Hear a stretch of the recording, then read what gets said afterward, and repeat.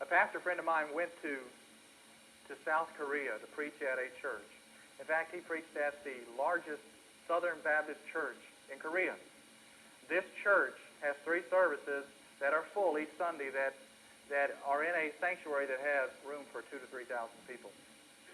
He talked to this pastor, and this pastor told him a story about a man that he met in prison.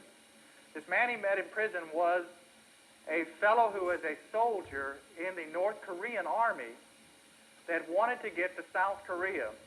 So he went around by sea, floating along the sea, out of the North Korean sea area and floating all the way down into the South Korean.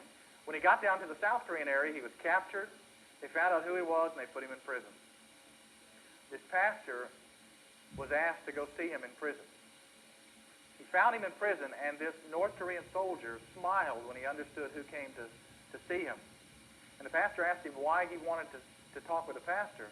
And this is the story that he gave to that pastor.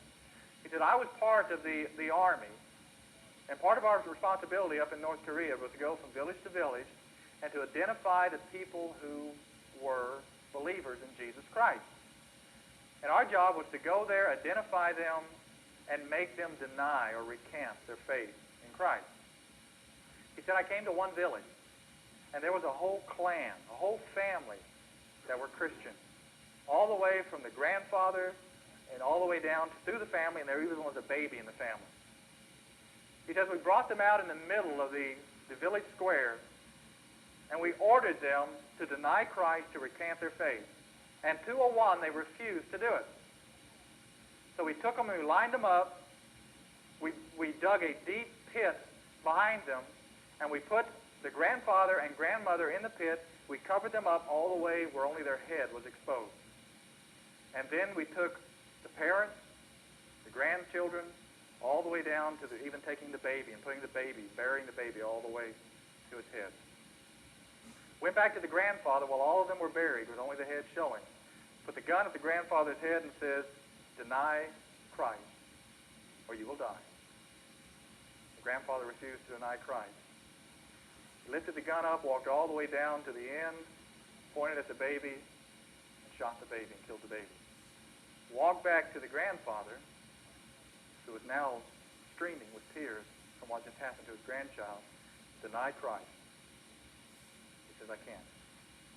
One by one he walked down, killed every grandchild. He wouldn't deny him. Tears streaming, he wouldn't deny him until he all worked his way all the way down throughout the end of the family. He said to that pastor, I've got to find out what they had. What did they have that they were willing to do that? Now compare that to what we run into every day in this nation. Oh, I may go today. I don't know. I'm a little bit sniffly today, or there's probably some other things I could do today. Or I may give today. I don't know. I'll just have to think through it. I may study my Bible. I may take time in prayer. Such a nonchalant, relaxed, casual attitude to God. Are those characteristics of God's family?